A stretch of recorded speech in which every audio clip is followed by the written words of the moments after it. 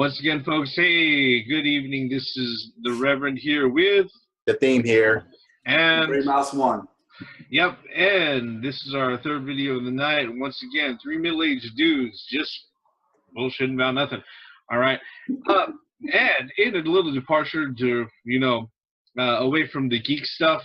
Well, it still involves technology and everything else. Yeah, it does. And it still involves our special brand of scathing social commentary. We are going to go ahead and discuss basically the ongoing battle between Apple and the FBI.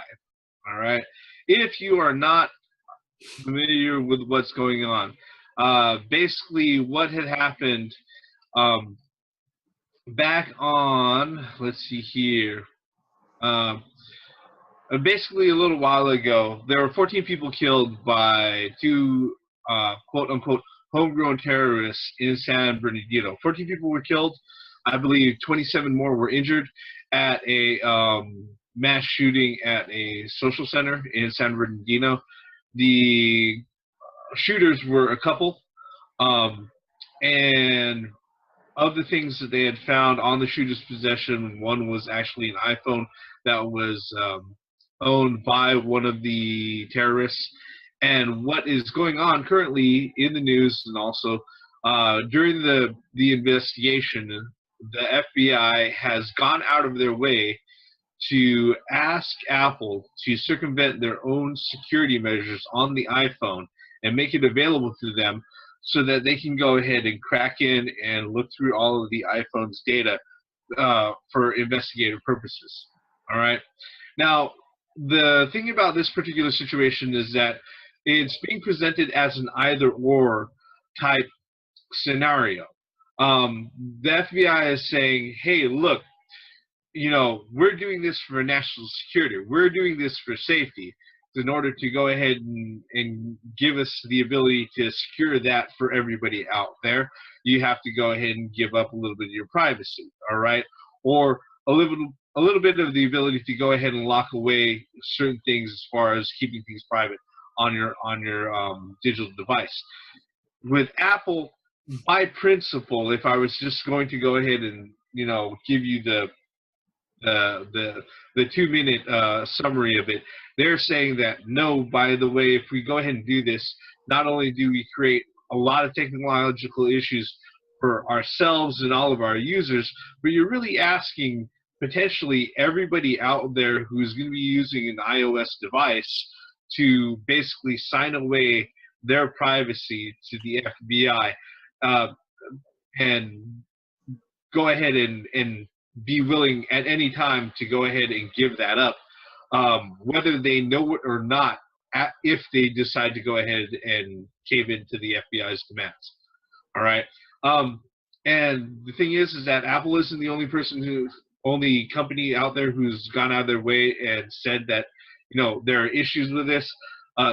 Google, who by the way spies on you already, all right, Yeah, has supported them. Let's see here. Most of the big social media websites, most of the software companies actually out there are going out of their way to sit there and support Apple. Surprisingly, Microsoft isn't. But then again, we already know they're in bed with the NSA. Yeah, it's basically a big either-or. Well, it's set up. It's a big clusterfuck, and I don't think people are paying attention to it as much as they should, or neither have they actually, jumped it and looked into the details behind it. Thoughts, gentlemen? Well, I like to say this, is that if Apple does allow the FBI to do this, to me, it opens up a big can of worms that don't need to be opened up. It's just, we read in the article that it's gonna be labor intensive for Apple to write code. It's basically what you got to do is you're gonna have to write new code and then have the users, agree to those terms that under certain circumstances that that the FBI can request, private information, personal information from you in certain cases. Here's the basic issue with all this that I have. The FBI and the police departments are already doing this. So to totally X this one out is garbage to me to a certain extent. Let's look at this. The FBI has a court order here. They have a warrant here to actually do this. They're not saying that, okay, we just want to look through everybody's shit. They want, okay, and Apple is saying that the technology doesn't exist. We don't have this, but you're asking us to create something in order to crack something open that shouldn't be happening. But let's look at the cases of, let's look at the scenarios that can come about. Terrorism, terrorist attacks, someone running amok. These terrorists, or, you know, I'm not sure if they're actual terrorists, but these people are dead. Privacy is not an issue here. Personal records can be looked at, period. If you have the right order, if you have the right connections, if you have the right standards. Even if you're investigating a murder, this can happen. They can go and basically dig up any personal information that they can come with in order to prove someone's innocence, prove someone's guilt. They can do this, and they've already been doing it. When someone gets arrested, by the way, the police department automatically can go through your phone. They can automatically do that. They have the phone in their possession. They'll go through your text messages. They'll call your phone company. They'll actually pull up your information and actually pull up your records. This is already happening. So as far as the ramifications, as far as saying, okay, we don't want them to invade our privacy. It's like, okay, what privacy here? You're on social media already. Most people's dirty laundry is being aired out on Facebook, on Twitter, YouTube even. This with a cellular phone, it's like, look, again, in a certain situation, let's say another terrorist attack does happen, and next thing you know, oh, these people were connected to those terrorists that you know did that bullshit in San Bernardino. Well, the thing is, I understand what you're saying, Theme, but on the in the article, it says that and I quote, the FBI request for Apple to write new software to defeat password protections and on phone violates the company's free speech and due process rights. That's bullshit. The argument that they're saying is that they consider this as free speech. It depends on how the judge sees it. If they see it as free speech, if you have a search warrant, if there's a warrant to go through your house, your privacy is null and void at that point. If they're looking for something specific. Well, I'm gonna play devil's advocate for a second. I'm also gonna inject another detail that maybe we haven't touched yet. Specifically, what the FBI is asking from Apple isn't just to go ahead and unlock one phone. What they're asking for is a piece of software that will allow them to go ahead and defeat the feature no, not all passwords.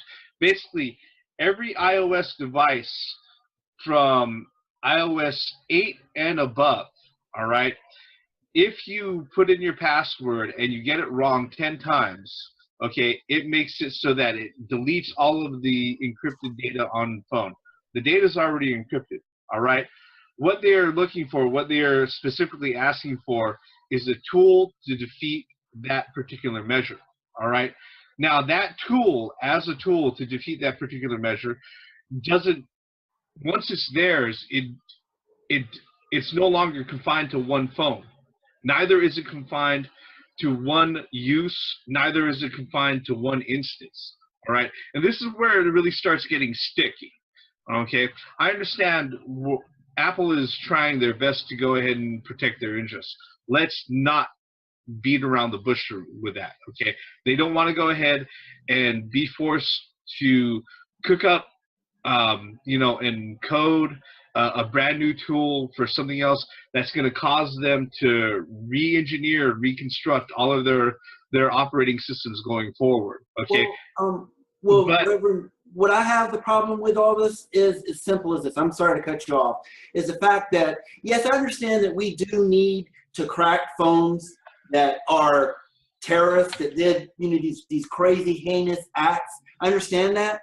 But what's going to stop the FBI from just doing it to anybody that they, quote unquote, suspect that they're terrorists? You know, they're not guilty of being terrorists. I understand that this couple did what they did. I understand that. But what about those people that have not done nothing wrong at all, but without a shadow of a doubt, the FBI think, that's what it said, think that a particular group or whatever has potential to be terrorists. And that's where I said, like you said, with the stickiness, I am 100% against that. I believe that you're innocent until you're proven guilty, or you do some heinous crime that it's obvious that you're the guilty party. You know what I mean? But I don't think that the FBI should have that powerful software just to crack somebody's phone just because they want to crack the phone. Well, that's where I draw the line. Yeah, I mean, there's a few things that are going on here. Number one, we know the folks who are owning the phone. Yeah, they're pretty much guilty, and they're dead now as a result. Okay, yeah. I don't think anybody's really going ahead and actually arguing whether or not the information on the phone may be relevant. Okay, I'm not going to argue that fact, because guess what? It may be very, very relevant. As Dean said, there might be, you know, who knows? Maybe they've got a club. Maybe there's supposed to be a regular meetup someplace that they can find out about. I don't know. You know, I don't want to make light of the situation, but as far as it goes, part of the Fifth Amendment is, you know, one of those things. It's not only the right to privacy, but it's also the right to due process.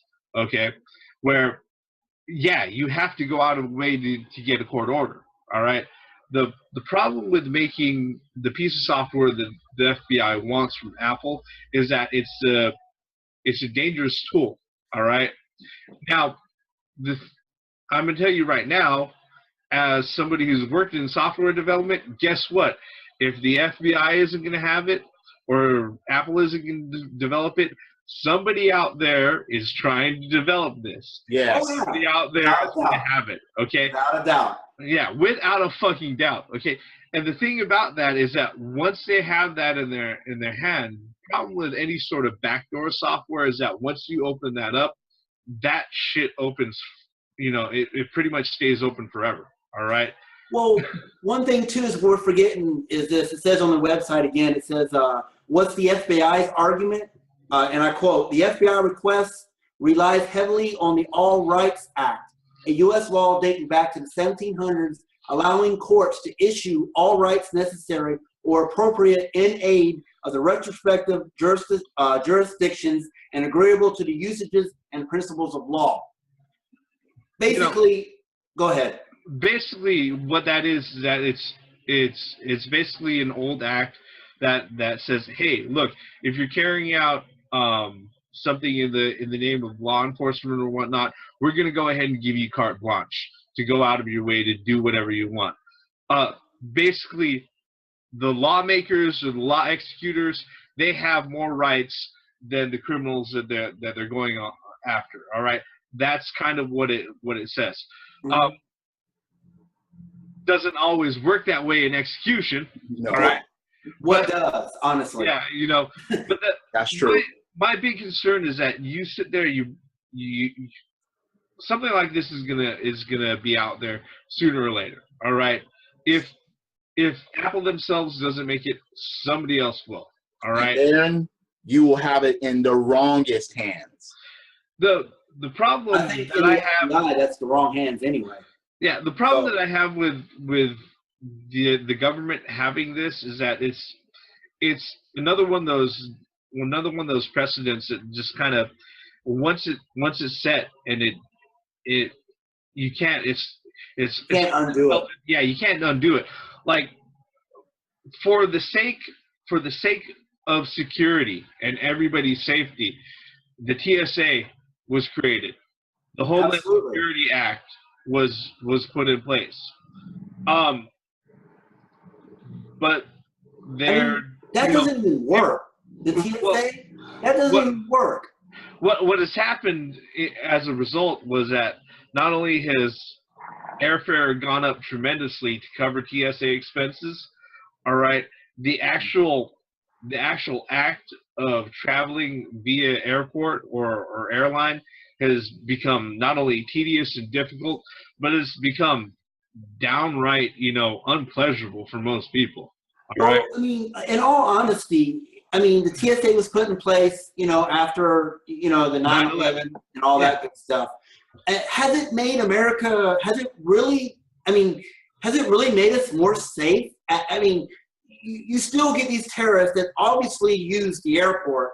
I mean, you can't single somebody out in that long line, and say that guy's a potential terrorist. Funny, because most people that get singled out for inspections or searching or whatever are Americans.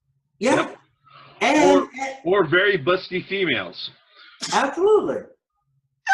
You think I'm kidding? I know you're not kidding. That's the damn truth. Yeah, that is absolutely true.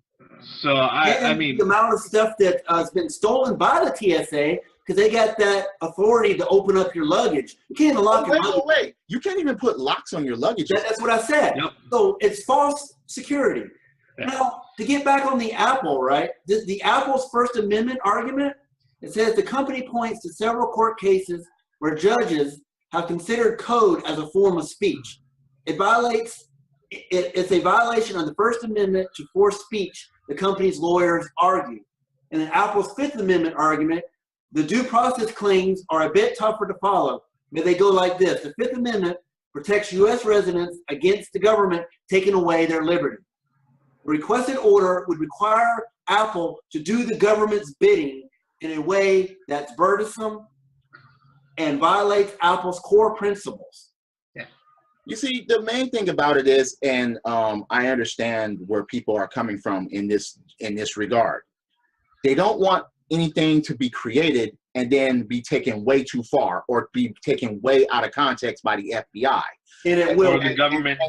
And that's where the flip side of the argument is coming in. I do understand where both sides are coming from. So I don't want anybody trying to take me as the wrong way. But what I am saying is this. The FBI, if they would have this power, they should, or the government should be having this power. They shouldn't be abusing it. But as far as the people, they're like, if the government does have that power, they will abuse it. So fuck that. They should not be able to do that. And look, I work for the government, and I have worked for the government, as you have. Yes. Dean, and know, once, the people that run the government are human. They're corrupt. They're corrupt to the core. But the thing about it is, it's a fucked up coin to be flipping. It is. On one side, you're trying to claim righteousness, and on the other side, you're trying to claim righteousness. But both sides have intentions of doing bullshit. Both sides. The whole coin is you're a loser. I mean, it's really not a coin. If you think about it, all it is it's a lump of shit. Is what it is, all right? And dealing with that, it's going to be messy and it's going to be stinky, and a lot of people are going to get things all over their faces and hands. And, unless they're fans of Two Girls in One Cup, a lot of people ain't going to like it. That's just how it is, all right? No. I mean, what really, like I said earlier, what really gets me is the fact that you're going to be persecuting the innocent. That already happened. But that's what I was saying earlier. That already happens. It does, but it's going to happen, I think, on a larger scale. People get condemned for what they say. Okay, wait. You have people condemned for what they've been saying, and it was already in the privacy of their own homes. And then it got out, and then people are still being judged and persecuted by different things anyway. Well, you had that Canadian that got thrown in jail for disagreeing on Twitter. Right. Well, I think what what everybody has to sit there and kind of weigh out is, okay, do you give the government a potential big gun, all right, or a big tool to go ahead and sniff around anywhere they want? Because once they have it, who knows where they're going to put it? If Hillary gets into office, that's going to happen. Well, I mean, actually, what's funny is that I think the government is interested in it regardless who's in office. All right? I agree 100%. Yeah. The software is being made as we speak right now. If it's not made, you know, if Apple refuses, the government's going to hire some big contractor. I'm serious. That's the way the government works. Well, you know, what's funny is that John McAfee of oh my God, here we go. Who created McAfee antivirus and everything else. Yep. The guy who's also got an FBI case pending against him, offered that he would go ahead and he would crack that thing open. He would take his team of people and they would crack it open, and for free. And he said that it would take him 3 weeks. I think he's just going ahead and he's asking for bargaining chips. That's pretty much what I'm thinking. Absolutely. So, I mean, he can go back to, you know, ODing on bath salts by shoving them up his ass and, you know, running around and fucking, you know, the Caribbean someplace, playing Russian roulette by, like, fucking Haitian, you know, fucking whores or whatnot. I don't give a fuck about him. That when he showed up in the picture, I was like, I already know where you're coming from, dude. All right. He's just trying to bargain out of his problems. He's in enough trouble with the government as it is. Well, see, I mean, but you know, on like Theme was saying, I understand the other side of the coin. Now, don't think I'm against. I mean, I understand. You got to protect. I mean, in all honesty, I think that the code, if it's given to the FBI, I think that the code will be used for good. It will. But that's bullshit. I'm calling bullshit on both ends here. Yeah. That's what I'm saying. But there are those in the FBI that would abuse that. Just like, you know, the Reverend said, that's a big fucking gun. Yeah. You know, that's nowhere. There's no winning. For the government to be able to crack open any device, Android, iOS. They can already track us through you know, Google already records everything. I mean, no doubt. If people really want to be afraid of a corporation or something else, be afraid of Google. Just consider this: NASA, the NSA, National Security Agency, they are jealous of what Google has. Okay, think about that for a moment. All right. You see, this is almost as reminiscent as, you know, 2013 of what Microsoft tried to pull off with the Xbox One. In a lot of circumstances, and a lot of people didn't see. A lot of people were trying to argue the flip side of it. Well, it was going to be a good idea, and everybody was like, "No, you're trying to restrict our rights here." Just out of a win. What really got people up in arms was the Kinect being when they heard that exactly it's 24 hours on, and that really upset people because it's like, wait a minute, you want this camera on? Is this infrared camera on that I won't even fucking use? It is infrared. Have it, and it always has to be connected to the internet. Why? Yeah. I mean, well, with the what if they made a cell phone that you couldn't turn off the internet on it, and you have your fucking camera on it? Well, 24/7. With me, I own the Xbox One, right, and the Kinect. Now, I'm sorry for you. Ever since, yeah. Your Kinect broke. Let me finish. Policy was still in place. Correct. Let me finish. Now, I did buy it. I did buy it when, you know, at launch, and my Kinect actually pre-ordered it. But anyway, the point that I'm making is that because the Kinect and the Xbox One, I just let that go over. The Kinect and Xbox One. Yeah, you're like a feminist. With the required, you know, on all 24 hours. You know, thank God that Microsoft actually did away with that. But that would have been suicide if they would have kept that. There's a device that I have on my Kinect right now that covers up the camera, even though the Xbox One is on. But it actually slips over the camera part of the Xbox One, and I have it on my device right now. It's the funniest thing about it is that shouldn't even be fucking necessary. You're right. But, you know, I mean, I understand what Microsoft was doing. You know, I guess I understand. But it was less benefit There were too many liabilities, and there were hardly any assets. And that's what this situation with the FBI. Absolutely. It's like, look, I don't agree. Nope. Cracking shit open for them to be using just because. Yeah. If they use it and if they use it properly, but that's not what people are worried about. People are worried about the government abusing the fuck out of this. I think this falls in perfectly, you know, with Stan Lee and the Spider-Man. With great power comes what? Great responsibility, but this is America. Absolutely. Motherfuckers are afraid of responsibility for actions. Well, the problem is this, is that, you know, if the FBI has this tool, it's going to be abused. I mean, and I agree with that 100%. Just no ifs, ands, or that's the problem. And there's going to be a lot of people going to jail for no reason. Well, that already happens, but this will magnify that. Oh yeah.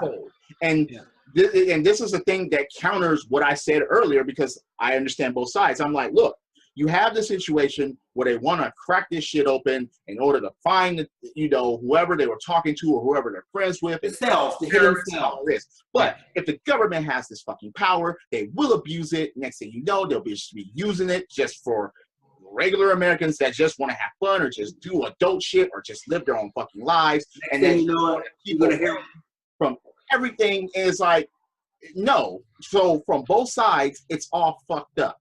Well, both sides won't want to use this properly.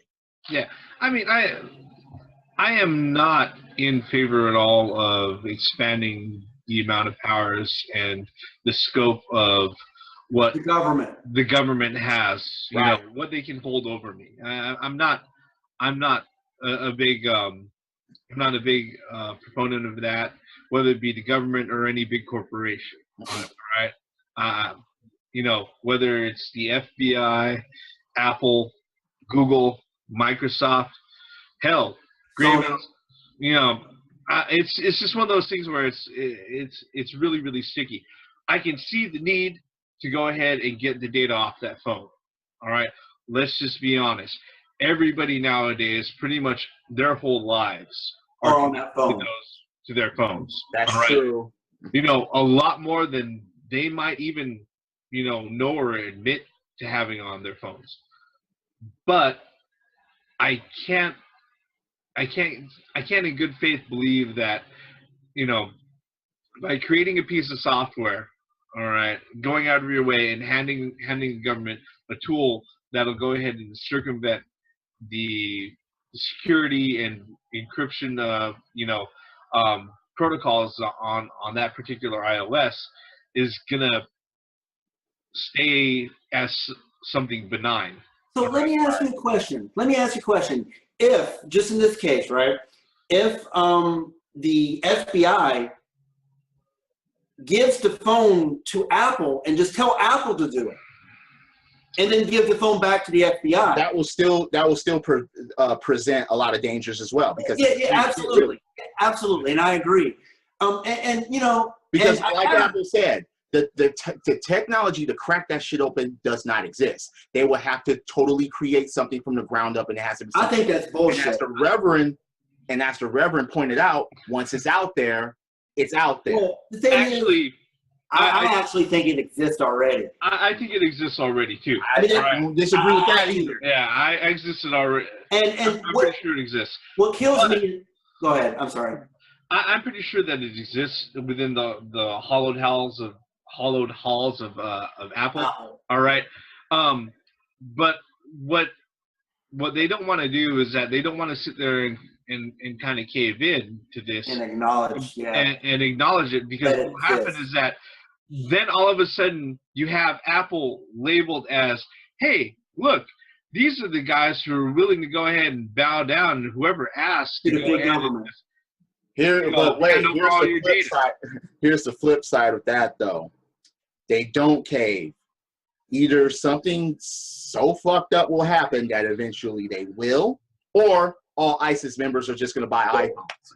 See, the thing is this. It's like they all run around Toyota trucks? The thing is with this is that, you know, I'm a full believer that Apple has that already, that code already done.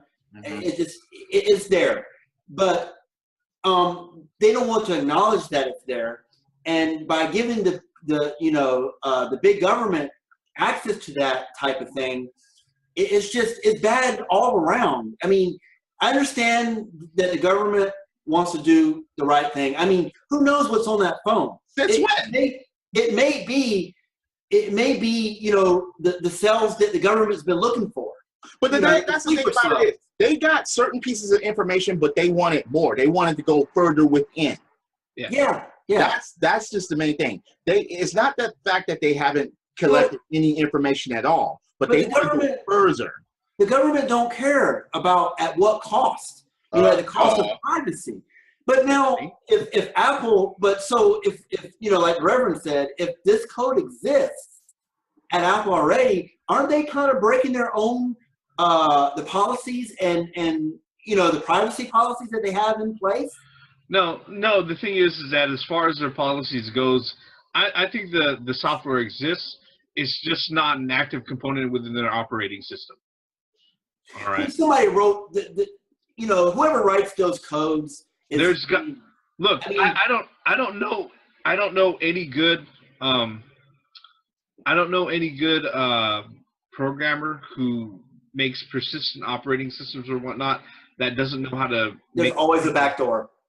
That doesn't have to. There's got to be some sort of recovery tool. All right. Well, I mean, you can look at this. You can look at Bungie when they owned Halo. At first, the code for Bungie, right, and for Halo, they didn't add code to where they can actually modify the game modes and stuff. But eventually, they grew up and they learned how to make code within the code to modify that code. And that's what I'm saying that Apple has. I'm serious. What's funny is that originally Halo was supposed to be an iOS game. Yeah, I know. That's why I kind of brought it up. Yeah. And then it ended up on the Xbox. Microsoft went ahead and did what they did. Along with the same thing, they decided to go ahead and try to bundle this a surveillance device with the Xbox One. Unfortunately, that ended up with a lot of Xbox One owners not being able to game raw, so they have to go ahead and put condoms on their Kinect now. Yes, sir. Privacy and protection. But anyway, it just goes to, the point that I was making was that no matter what code, the programmer has already encoded in the code on how to backdoor the code. I hate that word, but so for Apple to stand there and say that this stuff don't exist, they're just blowing steam up people's ass. And I'm sorry, they have. It may not be. No, they have code to do it. If not directly for that, probably tools that will enable something to do that. Absolutely, I agree with that.